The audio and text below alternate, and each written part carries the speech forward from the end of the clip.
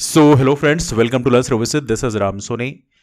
MPPSC 2025 के बारे में अपडेट तो पहले ही आ चुका है कि एमपीपीएससी 2025 का जो प्रीलिम्स का एग्जाम है वो 16 फरवरी 2025 को लिया जाएगा। नाउ काफ़ी दिनों से इंतज़ार चल रहा था कि नोटिफिकेशन कब आएगा। तो इस नोटिफिकेशन का इंतज़ार इसलिए चल रहा है कि उसमें वैकेंसीज कितनी दिखाई जाएंगी। तो आज इसके बारे में थोड़ी सी अपडेट न्यूज़पेपर्स में दिखाया गया है, तो ज़रा आइए डिस्कस करते हैं क्या क्या अपडेट्स यहाँ पे दिखाए गए हैं।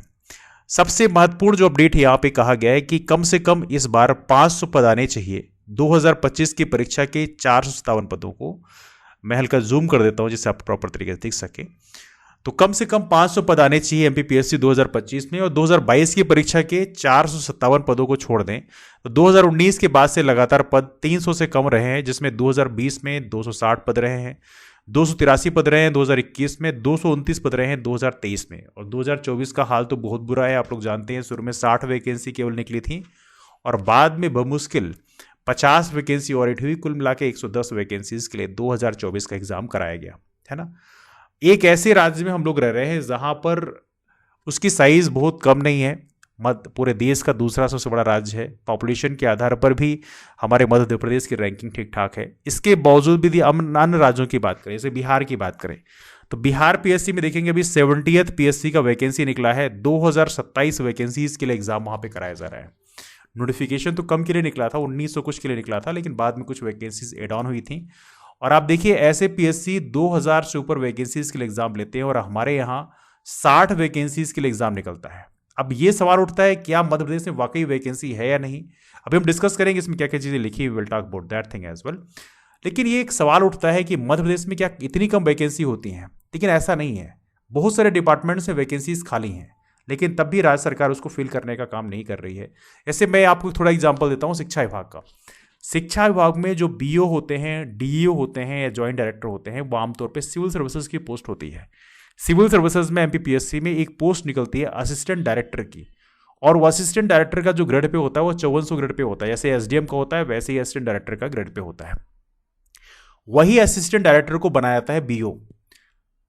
तो क्या होता है कि ये एक सिविल सर्विसेज प्रशासनिक पोस्ट है जिसमें आमतौर पर डीओ हैं, बीओ हैं या ज्वाइंट डायरेक्टर हैं जो संभाग के होते हैं, उन पोस्ट में लोग बैठने चाहिए। लेकिन अनफॉर्चुनेटली हमारे मध्य प्रदेश में क्या हो रहा है कि जो शिक्षक होते हैं, या हम यूँ कहें कि जो प्रभारी प्राचार्य होते हैं, उनको बीओ की पोजीशन में बैठा दिया जाता है या उनको डीओ की पोजीशन में बैठा दिया जाता है। अब क्या दिक्कत होती है कि उनके पास प्रशासन की बहुत ज़्यादा जानकारी होती नहीं है। इसके चलते हम मध्य प्रदेश में यदि शिक्षा विभाग की यदि हम बात करें या स्पेशली हम बीओ और डीओ की बात करें, तो वहाँ पर बहुत ज़्यादा जो भ्रष्टाचार है वो हमें देखने के लिए मिलता है। बिकॉज उनके पास कोई खास जानकारी होती नहीं है। वहाँ पे सारा काम वहाँ पे जो क्लरिकल स्टाफ है, बाबू है, वो कर रहे होते हैं। बस इनको साइन करना आता है। बाकी यदि इनसे नियम कानून कोई पूछ ले तो इनको नियम कानून के बारे में कोई खास जानकारी नहीं होती। तो देखा जाए तो यदि वहाँ पर प्रशिक्षित सिविल सर्वेंट यदि वहाँ बैठते हैं तो डेफिनेटली वहाँ पर चीज़ों को बेहतर प्रबंधन किया सकता है। मैं ऐसा नहीं कह रहा हूँ कि आईएएस आईपीएस भ्रष्ट नहीं होते। भ्रष्टाचार तो कहीं भी हो सकता है, रैम्पेंट करप्शन किसी के द्वारा किया सकता है, लेकिन किसी को जानकारी ही ना हो और तब चीज़ें गड़बड़ हो रही हों तो उसमें कंट्रोल करने की कोई गुंजाइश नहीं होती है। और यही चीज़ें हमारे मध्य प्रदेश में स्पेशली शिक्षा विभाग में देखने के लिए मिलती है।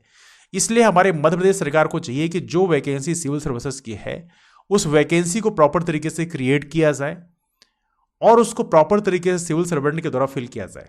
और मध्य प्रदेश में डेफिनेटली यदि प्रॉपर तरीके से वैकेंसी आएगी तो हज़ारों वैकेंसी क्रिएट हो सकती हैं। लेकिन मध्य प्रदेश सरकार बहुत ही निर्मम तरीके से 40, 50, 60 वैकेंसीज के लिए वैकेंसी जारी करती है।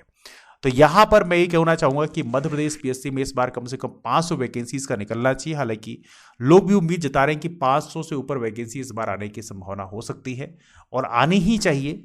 ये मध्य प्रदेश सरकार को भी इंश्योर करना चाहिए और मध्य प्रदेश सरकार की जो रिकमेंडेशन होगी उसी के आधार पर एमपीपीएससी भी वैकेंसी जारी करेगी। ना वही जरा देखते हैं यहाँ पर क्या अपडेट लिखा हुआ है। Let's talk about that thing as well. तो थोड़ी सी और बेहतर जानकारी हमें मिल जाएगी। देखिए यहाँ पे लिखा है पैटर्न और सिलेबस 2024 वाला ही रहेगा। इंटरव्यू जो है वो भी 185 अंकों का ही रहेगा। हालांकि इंटरव्यूज के लिए ज़रूर कुछ कैंडिडेट्स बोल रहे थे कि इंटरव्यूज के मार्क्स कम होने चाहिए। बिकॉज क्या होता है कि कई बार इंटरव्यूज में मार्क्स किस बेसिस पे मिलते हैं कई बार उसके बारे में क्लियर कट इन्फॉर्मेशन नहीं होती। अभी हाल ही में हम लोगों ने छत्तीसगढ़ पीएससी के भूतपूर्व चेयरमैन का देखा कि किस तरह से भ्रष्टाचार में लिप्त पाए गए थे। एसडीएम बनाने के लिए 45 लाख रुपए तक लिए थे। तो भाई इंसान है, इंसान से गलतियां हो जाती हैं, इसलिए चेक्स एंड बैलेंसेस प्रॉपर तरीके से होना चाहिए। हालांकि हमने ये भी कहा था कि इंटरव्यूज में प्रॉपर तरीके से लाइव स्ट्रीमिंग होनी चाहिए। जैसे हाई कोर्ट या सुप्रीम कोर्ट की प्रोसीडिंग को लाइव स्ट्रीमिंग कराया जाता है, वैसे ही हमारे यहाँ जो इंटरव्यूज होते हैं उसकी लाइव स्ट्रीमिंग होना चाहिए, उसका रिकॉर्ड प्रॉपर तरीके से होना चाहिए, लोग देख सकें कि भाई उन्होंने क्या गड़बड़ किया। यदि कोई चीज़ गलत हुई है, किसी को कम नंबर मिले हैं, तो एटलीस्ट वहाँ पे क्रॉस चेक होना ही होना चाहिए। आप प्रॉपर तरीके से देखोगे कि प्रॉपर तरीके से आप मैच भी खेलते हो तो वहाँ पे अंपायर जो है उनकी प्रॉपर हर एक चीज़ रिकॉर्ड होती है ना। तो हर एक चीज़ प्रॉपर तरीके से रिकॉर्ड में होनी चाहिए। बाकी आप लोगों की राय इसमें क्या, आप लोग कमेंट करके जरूर बताइए। तो यहाँ पे क्या क्या चीज़ें लिखी हैं जरा इसको देख लेते हैं और उसके बाद हम और चीज़ों को डिस्कस करेंगे। लिखते हैं एमपीपीएससी की राष्ट्रीय प्रारंभिक परीक्षा 2025 को लेकर सस्पेंस बढ़ गया है। लिखा भी है राष्ट्रीय परीक्षा 2025 पदों की संख्या पर सस्पेंस के कारण अटकी अधिसूचना। तो यहां पे लिखते हैं सस्पेंस बढ़ गया है। भले ही पीएससी ने परीक्षा की तारीख 16 फरवरी तय कर दी है, लेकिन पदों की संख्या को लेकर सस्पेंस की वजह से अधिसूचना लगभग 1 माह से अटकी हुई है। संभावना है कि कुछ ही दिनों में यह जारी की जाएगी। इसके बाद ही रजिस्ट्रेशन की प्रक्रिया शुरू हो पाएगी। इस बार भी इंटरव्यू 185 अंकों के होंगे। सिलेबस में बदलाव नहीं किया गया है। 2024 की परीक्षा से जो बदलाव सिलेबस में हुआ है वही लागू रहेगा। जानकारी के अनुसार ज्यादातर विभागों ने पदों की जानकारी या संख्या भेज दी है, इसलिए अब विज्ञापन जारी किया जा सकता है। अभ्यर्थियों में भी इस बार सबसे ज्यादा जिज्ञासा पदों की संख्या को लेकर है, क्योंकि 2023 की परीक्षा में महज 229 व 2024 में सिर्फ 110 पदों के लिए परीक्षा हो पाई थी। ऐसे में अभ्यर्थियों ने 2024 में लगातार पद बढ़ाने की मांग उठाई थी। यही नहीं, पीएससी ने तब आश्वासन दिया भी था कि मुख्य परीक्षा तक पदों की संख्या में बढ़ोतरी हो जाएगी, लेकिन ऐसा हो नहीं पाया। अब यहाँ पे लिखा है सभी 55 जिलों में एग्जाम कराया जाएगा, तो इसके बारे में यहाँ पे इंफॉर्मेशन दी हुई है। नाउ लिखा है सामान्य तौर पर पीएससी दिसंबर माह के अंत में राज्य सेवा परीक्षा का विज्ञापन जारी करता है, लेकिन 2024 की परीक्षा से यह जल्दी आना शुरू हुआ। इस बार भी प्री परीक्षा में 100 प्रश्नों यानी 200 अंकों के पेपर के लिए 10 चैप्टर तय रहेंगे। एक पूरा चैप्टर जनजातीय समाज पर है। तो आप जानते ही हैं क्यों चर्चा में है 2025 की सूचना। इसमें लिखते हैं दरअसल 2024 में शुरुआत में इतिहास में सबसे कम 60 पद ही जारी किए गए, बाद में मुश्किल 50 पद और जोड़े गए। इसमें डिप्टी कलेक्टर के महज 15, डीएसपी के 22 पद ही थे, 7 पद अतिरिक्त सहायक विकास आयुक्त व 10 पद वाणिज्यिक कर निरीक्षक के थे। ऐसे में अभ्यर्थियों का कहना है कि इस बार कम से कम 500 पद आने चाहिए। 2022 की परीक्षा के 457 पदों को छोड़ दें तो 2019 के बाद से लगातार पद 300 से कम रहे हैं। इसमें 2020 में 260 पद, 283 पद 2021 में, 229 पद 2023 में थे। तो ये प्रकार से आप देख सकते हैं यहाँ की नंबर ऑफ वैकेंसीज काफ़ी कम रही हैं, जबकि हमारे जो नेबरिंग स्टेट हैं, जैसे बिहार पीएससी की बात करें, 70th बीपीएससी को नोटिफिकेशन जारी किया, वहाँ पर तो जितना डिप्टी कलेक्टर की वैकेंसी आती है, डिप्टी कलेक्टर के लिए वैकेंसी आती है, उतना हमारे यहाँ पूरी वैकेंसी उतनी नहीं आती है।